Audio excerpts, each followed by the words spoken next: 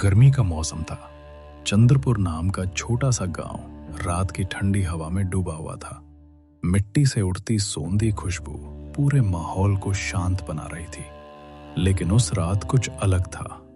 हवा में एक अजीब सी बेचैनी थी। आसमान में काले घने बादल ऐसे घूम रहे थे जैसे किसी अनहोनी का इशारा कर रहे हों। गांव के लोग जल्दी जल्दी अपने घरों की ओर लौट रहे थे, जैसे उन्हें किसी अनदेखे खतरे का आभास हो गया हो। उसी गांव में एक छोटा सा मिट्टी का घर था, जहां माया अपनी छोटी बेटी गौरी के साथ रहती थी। आज मौसम कुछ ठीक नहीं लग रहा। माया के चेहरे पर चिंता साफ दिखाई दे रही थी। उसका पति रघुवीर अभी तक घर नहीं लौटा था। वो जंगल से लकड़ियां लेकर शहर के बाजार बेचने गया था। माया को डर था कि इस तूफानी मौसम में उसका लौटना मुश्किल हो सकता है। रघुवीर भी ना ऐसे मौसम में भी शहर चला गया। माया ने धीरे से घर का दरवाजा बंद किया और आंगन से अंदर आकर बैठ गई। तभी बिजली जोर से कड़की और अचानक मूसलाधार बारिश शुरू हो गई। हवा इतनी तेज थी कि लगता था जैसे घर की छत अभी उड़ जाएगी। बारिश की बूंदें खिड़कियों पर ऐसे गिर रही थी जैसे कोई बाहर से पत्थर फेंक रहा हो। माँ, पापा कब आएंगे? जल्दी आ जाएंगे, डर मत मेरी बच्ची। लेकिन सच तो यह था कि माया के दिल में भी डर बैठ चुका था। उसे गांव के बुजुर्गों की एक पुरानी बात याद आ गई। वे कहा करते थे कि ऐसी तूफानी रातों में प्रेत घाटी की भटकती आत्मा जाग जाती है। वो उन लोगों को दिखाई देती है जो अंधेरे में अकेले होते हैं और उनकी आवाज की नकल करके उन्हें अपने पास बुलाती है। रात गहरी होती जा रही थी। बारिश की आवाज अब और तेज हो गई। तभी ठक ठक ठक किसी ने दरवाजा खटखटाया। कौन है?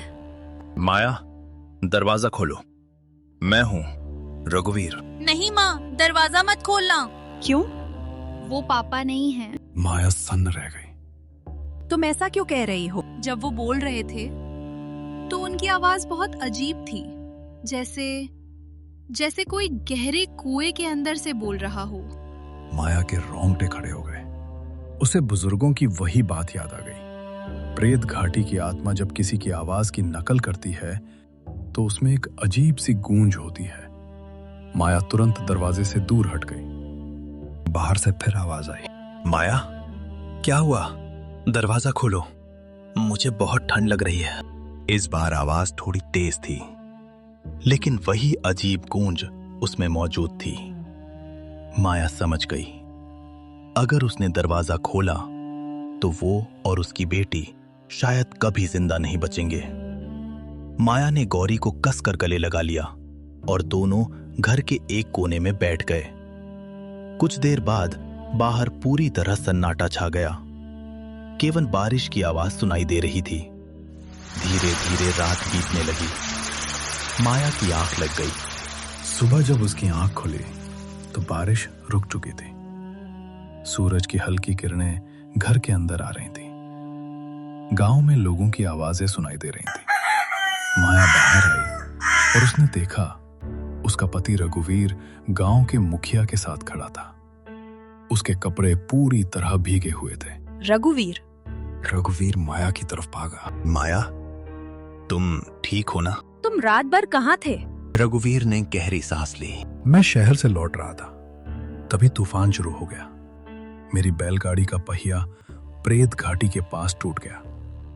मैं उसे ठीक करने की कोशिश कर रहा था, तभी मुझे दूर से किसी की आवाज सुनाई दी। किसकी आवाज? तुम्हारी। माया के चेहरे का रंग उड़ गया। वो आवाज मुझे घाटी के अंदर बुला रही थी। मैं सच में उस तरफ जाने लगा था। मुझे लगा तुम किसी मुसीबत में हो, लेकिन तभी मुझे गांव के बुजुर्ग की बात याद आई। उन्होंने कहा था, ऐसी आवाजों के पीछे कभी मत जाना। रघुवीर ने पूरी रात एक पुराने बरगद के पेड़ के नीचे बिताई।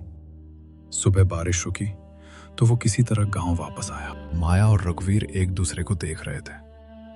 दोनों के दिल में एक ही सवाल था, अगर माया ने दरवाजा खोल दिया होता तो उस रात उस घर में कौन अंदर आता? रघुवीर या प्रेत घाटी की आत्मा?